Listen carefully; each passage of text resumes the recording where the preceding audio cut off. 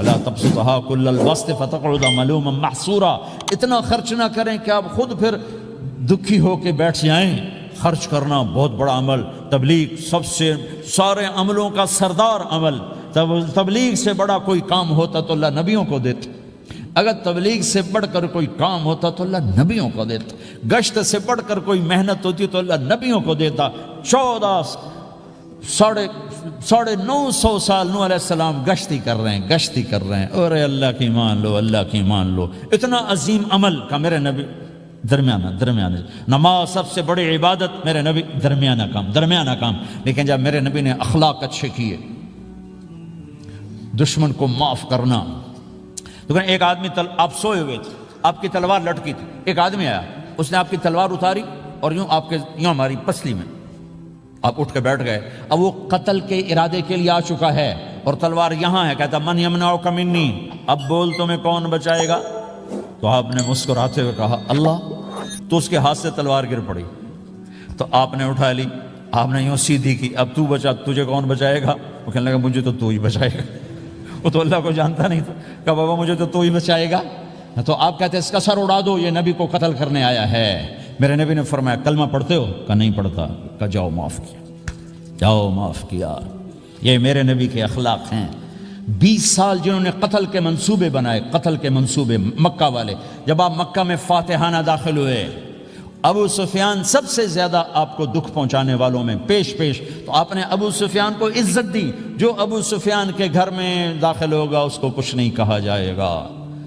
آپ تو ابو سفیان کو بلا کے سولی پہ لٹکاتے، اور آپ کہہ رہے ہیں جو ابو سفیان کے گھر میں جائے گا اسے کچھ نہیں کہا جائے گا، جو بیت اللہ میں ہوگا اسے کچھ نہیں کہا جائے گا۔ سارا مکہ سامنے، آپ یوں بیت اللہ کا دروازے پر یوں دونوں ہاتھ ایسے ٹکا کے کھڑے تھے۔ پھر آپ نے کہا میں کیا کروں گا اب تمہارے ساتھ؟ تو سہیل بن عمر نے کہا آپ کریم ہیں، کریم کے بیٹے ہیں، تو آپ نے کہا جاؤ میں نے معاف کیا۔ یہ اخلاق آج مٹ چکے ہیں، مردوں سے، عورتوں سے، علم والوں سے، خانقاہ والوں سے، تبلیغ والوں سے، سب زیرو ہوئے پڑے ہیں۔ جب تک یہ اخلاق زندہ نہیں ہوتے اسلامی زندگی قائم نہیں ہو سکتی، اسلامی معاشرت قائم نہیں ہو سکتی، اور دین دو چیزوں سے آگے پھیلتا ہے، ایک دعوت اور ایک اخلاق۔ دعوت اور اخلاق، دعوت نہیں ہوگی تو اخلاق وہیں پڑے رہ جائیں گے، اخلاق نہیں ہوں گے تو دعوت کوئی قبول نہیں کرے گا۔ میرے نبی نے کتنے معجزے دکھائے مکے میں، نہیں کلمہ پڑھا۔ بدر میں ان کے 70 مارے گئے، فرشتوں کو دیکھا، جبریل کے گھوڑے کی آواز سنی، کلمہ نہیں پڑھا۔ خندق میں شکست ہوئی، کلمہ نہیں پڑھا۔ پانی نکلتے دیکھا، انگلیوں سے کلمہ نہیں پڑھا۔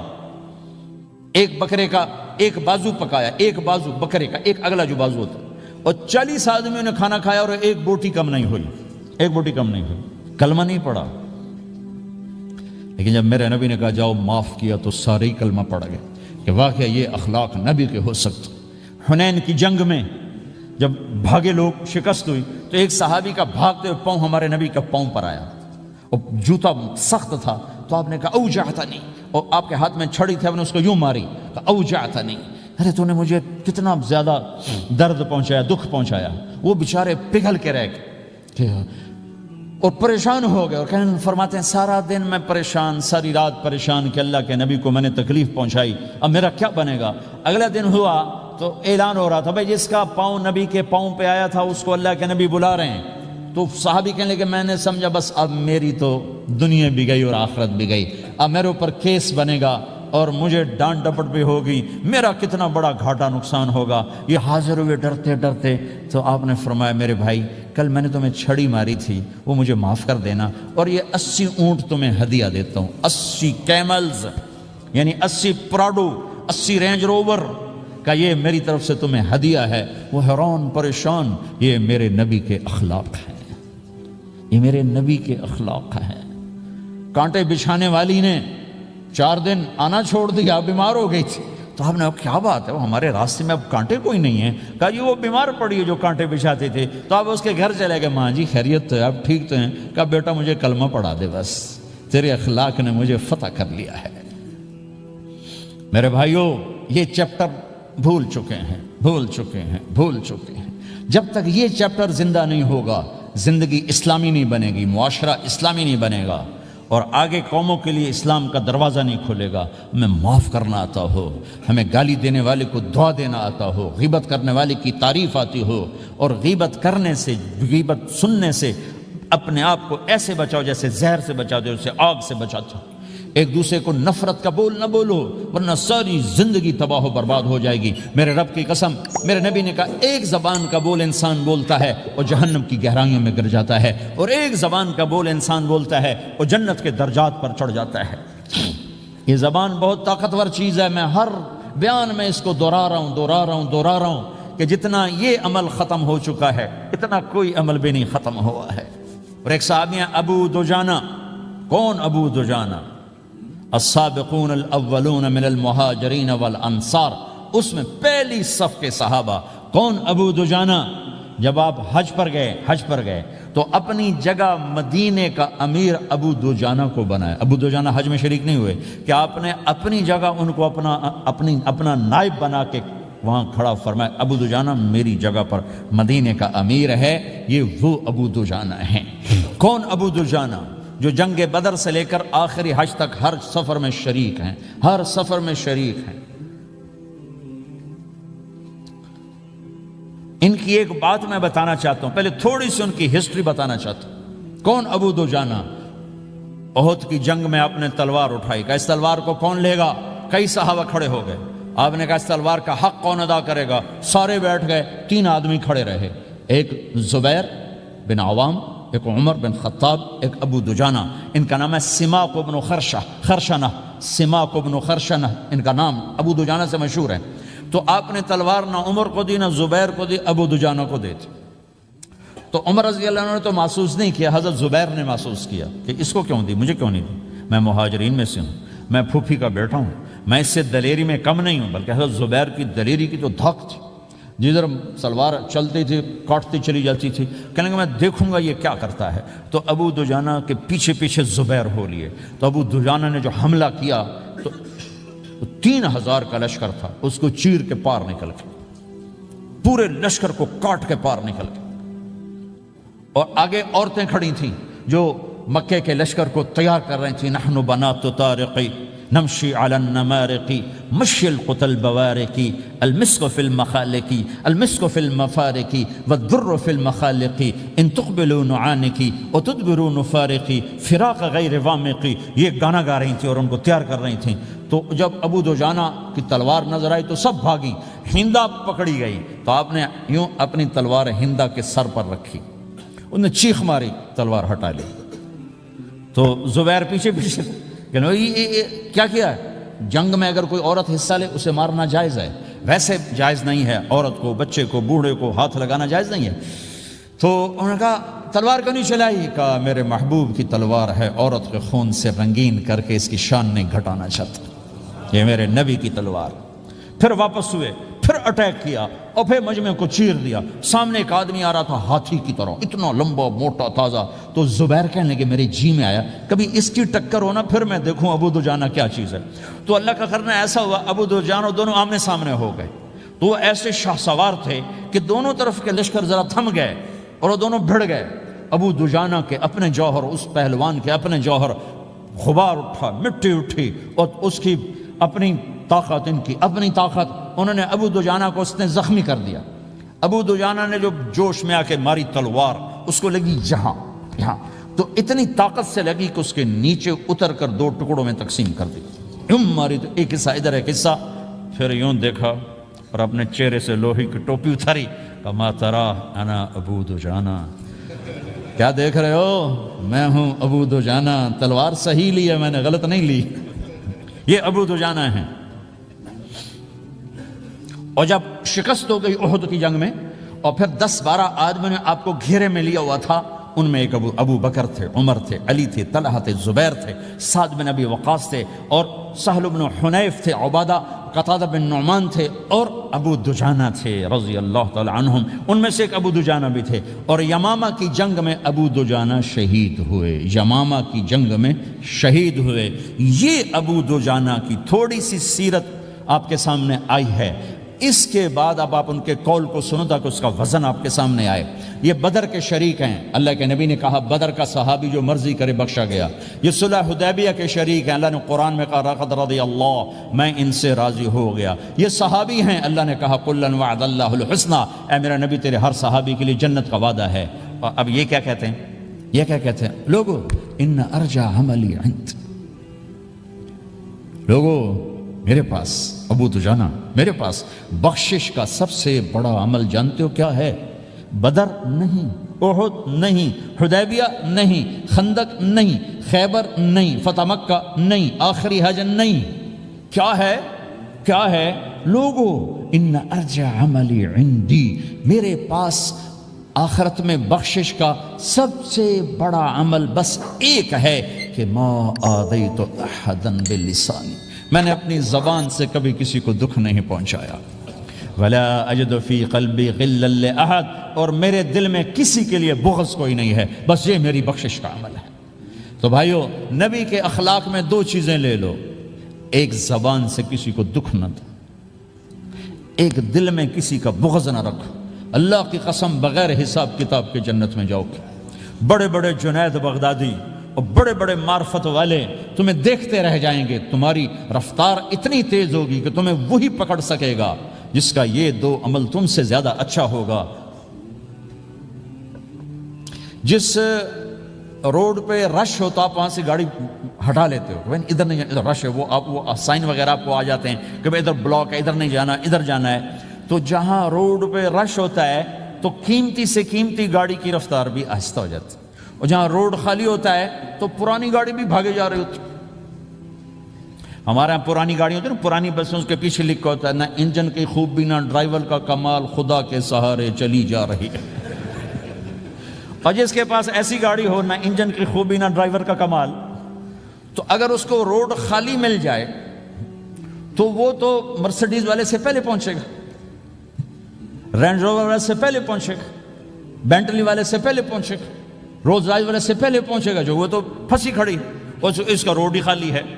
تو میرے بھائیو، یہ میں ایک مثال دیتا ہوں، عبادات کی روڈ پہ بہت رش ہے، نمازی بے شمار ہیں، روزے دار بے شمار ہیں، عمرے والے بے شمار ہیں، حج والے بے شمار ہیں، اور تہجد گزار بے شمار ہیں، علماء بے شمار ہیں، حافظ بے شمار ہیں، ذکر والے بے شمار ہیں، بہت رش ہے، تبلیغ والے بے شمار ہیں، لیکن جو اخلاق والا روڈ ہے نا، یہ خالی پڑا ہے۔ اس پہ موٹر زوکی پہ چڑھ کے آ جاؤ تو سب سے آگے نکل جاؤ، سائیکل پہ چڑھ کے آ جاؤ تو سب سے آگے نکل جاؤ، کہ روڈ ہی خالی ہے، اخلاق کا روڈ خالی ہے۔ یہ جنت کے نوجوانوں کے سردار ہیں، انہیں کربلاؤں میں سر کٹانے کی کیا ضرورت تھی؟ ہاں تھی، تاکہ کوئی یہ نہ کہے شراب نہ بیچوں تو کام کیسے کروں، کوئی یہ نہ کہے نماز کیسے پڑھوں، میں تو ڈیوٹی پہ ہوتا ہوں، کوئی یہ نہ کہہ سکے کہ میں روزہ کیسے رکھوں، میں تو محنت مزدوری کرتا ہوں، کوئی یہ نہ کہہ سکے میں پردہ کیسے کروں، میں تو اوسلو میں رہتی ہوں، میں کیسے پردہ کروں، میں تو پردہ نہیں کر سکتی، میں تو اوسلو میں رہتی ہوں۔ یہاں سر نیزوں پہ چڑھ گئے اور بدن ٹکڑے ٹکڑے ہو گئے، اور یہ پیغام سنا دیا کہ دین یوں زندہ کیا جاتا ہے۔ جنوں کے شہر میں سر بیچتے تھے مفت دیوانے، ادا کرنے یہی خوش رسم ہم بازار میں آئے۔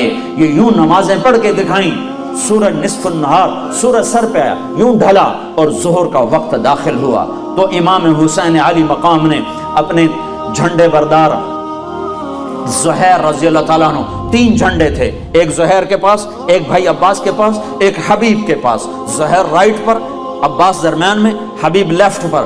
تو زہیر کو بلا کر فرمایا ان سے کہو ہمیں نماز پڑھنے کے لیے تھوڑی مہلت دے دو، نماز کی اب بھی ضرورت ہے، اب بھی ضرورت ہے، اب تو جنت تیار ہو چکی ہے، اب تو حوریں باہیں پھیلائیں کھڑی ہیں استقبال کرنے کے لیے، جنت کے دروازے کھل چکے ہیں، اب ضرورت کیا ہے؟ ہاں ہے اوسلو والوں کو پیغام دینا ہے کہ زیر خنجر بھی یہ پیغام سنایا ہمیں، اوسلو والوں کو پیغام دینا ہے کہ تم 100 میں 2 بھی نمازی نہیں رہ چکے ہو، کوئی 100 میں 1 ٹوٹا پھوٹا نمازی پھرتا نظر آتا ہے، انہیں پیغام دینا ہے کہ یوں نمازیں پڑھی جاتی ہیں، نہ بھی پڑھتے تو جنت تیار تھی۔ جنگ سے پہلے اونگ آ گئی، آنکھ کھلی تو ہنسنے لگے۔ بہن زینب نے پوچھا بھائی کیوں ہنسے ہو؟ فرمایا اللہ کے رسول کو خواب میں دیکھا ہے، کہہ رہے ہیں بیٹا میں لینے کے لیے آ چکا ہوں، میں آ چکا ہوں۔ تو نہ پڑھ ہون کیڑی گل نماز دی، نہیں ہے اگلی امت کوئی نہیں پڑھنی، انہوں نے دسنا ہے این پڑھی جاندی ہے، این پڑھی جاندی ہے، سرے دار تکبیریں کہی جاتی ہیں، خون آلود پیشانیوں سے سجدے کیے جاتے ہیں، کٹے ہوئے بدنوں کے ساتھ تکبیریں پڑھی جاتی ہیں، فوارہ بنے ہوئے جسموں کے ساتھ تکبیریں پڑھی جاتی ہیں۔ یہ پیغام سنانا ہے کہ کل قیامت کے دن کوئی یہ نہ کہہ سکے میں کیسے پڑھتا، کوئی یہ نہ کہہ سکے میں ہوٹل کیسے چلاتا اگر شراب نہ بیچتا۔ بیچ دے ہوٹل، ریڑی لگا لے، یا اللہ کے سامنے کھڑا ہونے اس کا منکر ہو جا، یار محمد مصطفیٰ کی رحمتوں کا احسانات کا انکار کر دے کہ میرے تے کوئی احسان نہیں، میرے نبی دا میں جو کیتا ہے آپ کیتا ہے۔ کس کے سامنے جانے والے ہو؟ جس کی اولاد کے کٹے سر اس کے سامنے ہوں گے۔ تمہاری بیٹیاں زینب سے زیادہ قیمتی ہیں، تمہارے بیٹے حسین سے زیادہ قیمتی ہیں؟ یا اپنی تاریخ بدل دو، تاریخ بدل دو، کتابوں کو آگ لگا دو، جنت کو آگ لگا دو، دوزخ کو پانی سے بجھا دو۔ اور اگر یہ نہیں کر سکتے تو توبہ کرو، اس طرز زندگی سے باز آؤ۔ یہ ہلاکت کا راستہ ہے، یہ جنت کا راستہ نہیں ہے، یہ راہیں ادھر نہیں جاتی جدھر اللہ ملتا ہے۔ یہ چند دن کی دنیا ہے، ٹک حرص و حوث کو چھوڑ میاں، مت دیس بدیس پھیرے مارا، قذاق اجل کا لوٹے ہے دن رات بجا کر نقارا۔ کیا بدیا بھینسا بیل شتر، کیا گونی پلہ سر بھارا، کیا گیہوں چاول موٹھ مٹر، کیا آگ دھواں اور انگارا، سب ٹھاٹ پڑا رہ جائے گا جب لاد چلے گا بنجارا۔ اجل ہی نے چھوڑا نہ کسرا نہ دارا، اسی سے سکندر صفات بہارا۔ ہر ایک لے کے کیا کیا نہ حسرت سے دارا، پڑا رہ گیا سب یوں ہی ٹھاٹھ سارا۔ جگہ جی لگانے کی دنیا نہیں ہے، یہ عبرت کی جا ہے تماشا نہیں ہے۔ وہ تم تو راوی بھول گئے ہو، میں تو راوی سے ہر مہینے گزرتا ہوں۔ وہ راوی کے کنارے ایک ٹوٹا سا مکان ہے، دن کو بھی جہاں شب کی سیاہی کا سما ہے۔ کہتے ہیں یہ آرام گہے نور جہاں ہے، نور جہاں خود ظلمتوں میں سوئی پڑی ہے۔ زہیر نے گھوڑا آگے بڑھایا اور شمر سے کہا جنگ روکو، ہمیں نماز پڑھنے دو۔ اس نے کہا ہم تمہیں نماز میں بھی زندہ نہیں چھوڑ، قتل کرے، تمہیں نماز میں بھی قتل کرے، نماز کی کوئی چھٹی نہیں ہے۔ تو انہوں نے واپس آ کے عرض کی حضور وہ نماز کی اجازت نہیں دے رہے۔ تو آپ کہتے چلو ٹھیک ہے لڑو مرو، کہا نہیں نہیں نہیں، اوسلو والوں کو پیغام دینا ہے، وہ سوئے پڑے ہیں۔ کہا نہیں نہیں، آدھے ان سے جنگ کرو اور آدھے اللہ اکبر کہو، آدھے صفیں بناؤ اور آدھے ان سے ٹکراؤ۔ 25 آدمی، 20 تو شہید ہو چکے تھے ظہر تک۔ یہ ایسے نمازی دھرتی نے کبھی نہیں دیکھے، آسمان نے کبھی نہیں دیکھے، فرشتوں نے کبھی نہیں دیکھے کہ اپنے خون سے وضو ہو رہا ہے، یہ کربلا کی مٹی سے تیمم ہو رہا ہے۔ خون آلود پیشانیوں کے ساتھ، فوارہ بنے بدنوں کے ساتھ، ٹوٹے پھوٹے اعضاء کے ساتھ اللہ اکبر۔ جب انہوں نے تکبیر پڑھی ہوگی تو آسمان پہ کیا ہلچل مچی ہوگی، جب انہوں نے سجدوں میں سر رکھا ہوگا تو دھرتی نے کیا کیا بوسے لیے ہوں گے۔ تم کراؤن کے ہی غلام بن کے رہ گئے ہو۔ ہائے ہائے ہائے ہائے، یہ بھی کوئی زندگی؟ اسلام آباد پلاٹ لینا ہے، گھر بناونا ہے، اس واسطے میں ہوٹل چلاونا ہی ہے، میں شراب بیچنی ہے، میں پیچھا گھر بناونا ہے۔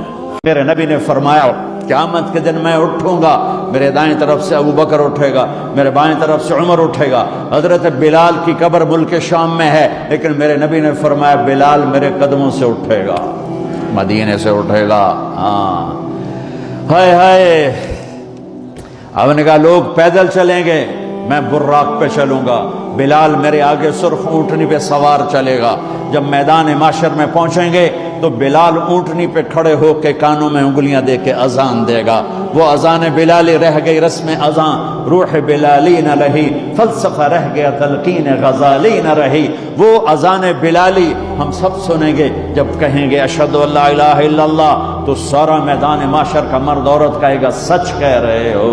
جب کہیں گے اشہدو ان محمد رسول اللہ، سارا میدان معاشر کا مجمع کہے گا سچ کہہ رہے ہو، اس دن بلال کی اذان سننا، وہ غلام ہو کر محبوب ہوئے، حبیب ہوئے، پیارے ہوئے۔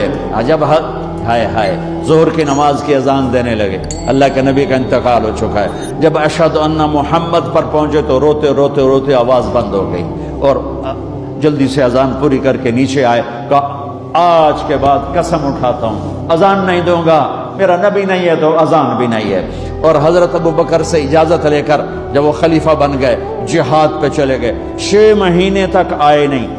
لاکھوں صحابہ جہاد میں گئے، کسی کو میرے نبی خواب میں نہیں آئے، صرف بلال کو آئے۔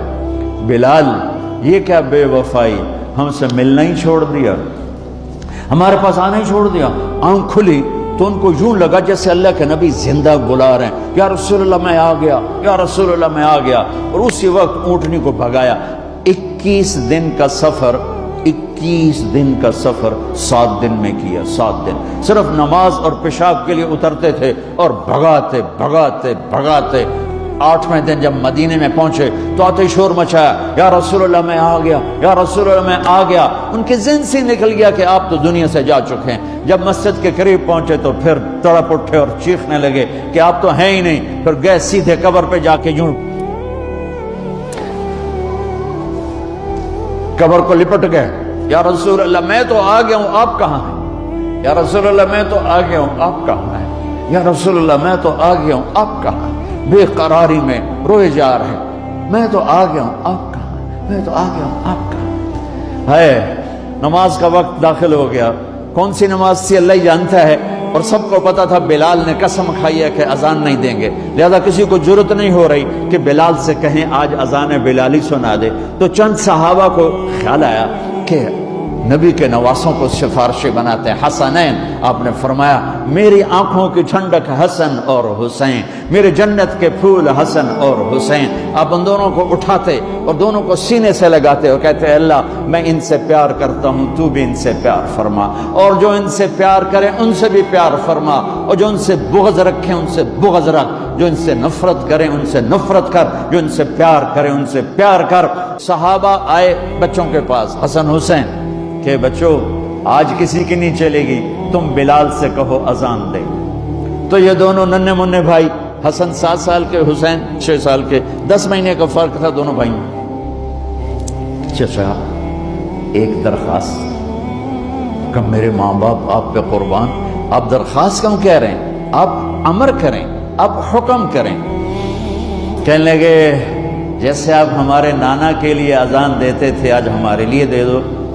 تو ایک دم وہ رونے لگے بلال، کہا ہے میرے بچوں میں نے قسم اٹھائی تھی کہ میں اللہ کے نبی کے بعد کبھی اذان نہیں دوں گا، لیکن تم پہ تو ہزاروں قسمیں قربان ہیں، میں اپنی قسم توڑتا ہوں اور اذان دیتا ہوں۔ جب وہ چڑھنے لگے اس بی بی کے گھر، قریب ایک انصاری عورت کا گھر تھا جس کی چھت پہ چڑھ کے اذان دیا کرتے تھے، تو سانس رک گئے، سب کے آنکھیں پھٹ گئیں، اور وہ یوں منظر دیکھ رہے کہ آج بلال تو ہے، محمد مصطفیٰ نہیں ہے۔ آج اذان بلالی تو ہوگی لیکن محمد مصطفیٰ کی جھلک نہ ہوگی۔ جب ان کانوں میں انگلیاں،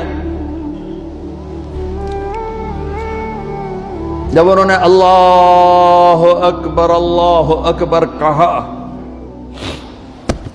تو مدینے میں گھر گھر ماتم بچھ گیا، عورتیں بھی چیختی ہوئی گھروں سے باہر نکل آئیں، سارے مدینے کی گلیوں میں چیخ و پکار مچ گئی، اور یوں سب کو لگا جیسے محمد مصطفیٰ زندہ ہیں اور ان کا زمانہ ہے، لیکن آپ تو جا چکے تھے۔ یہ بلال کو جو رتبہ میرے رب نے دیا، یہ غلامی مصطفیٰ کی وجہ سے دیا ہے۔ آپ سب میرے بھائی بہن بیٹھے ہو، میرے بچے بچیاں بیٹھے ہو، اپنی زندگی کی قیمت لگاؤ، اور یہ قیمت پیسے سے نہیں ہے، پاؤنڈ سے نہیں ہے، ڈالر سے نہیں ہے، ڈگریوں سے نہیں ہے، یہ غلامی مصطفیٰ سے ہے، یہ محمد مصطفیٰ سے ہے۔